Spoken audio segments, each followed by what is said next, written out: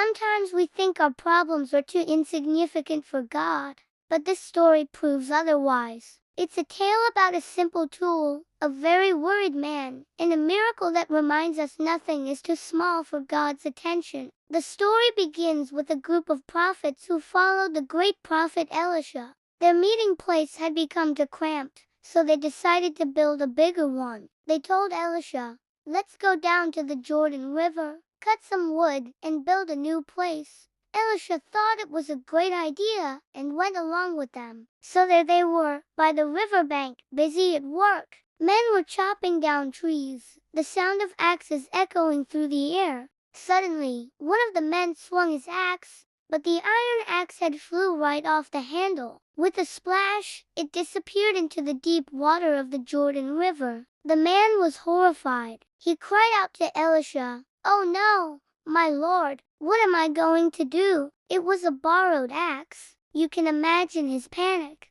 In those days, an iron axe head was incredibly valuable. He couldn't afford to replace it, and he had borrowed it in good faith. He was filled with dread and shame, facing a problem he couldn't solve on his own. But Elisha didn't panic. He remained calm and simply asked, "Where did it fall?" The man pointed to the spot in the river. Elisha then did something strange. He walked over, cut a stick from a nearby tree, and threw it into the water right where the axe head had sunk. And then, the impossible happened. The heavy, iron axe head floated up from the bottom of the river and bobbed on the surface. It defied the laws of nature. Elisha looked at the man and said, "Lift it out." The man reached down, his hands probably trembling, and picked up the axe head from the water. His problem was solved. This wasn't a grand, earth-shattering miracle that saved a nation. It was a small, personal miracle for one ordinary man with an ordinary problem.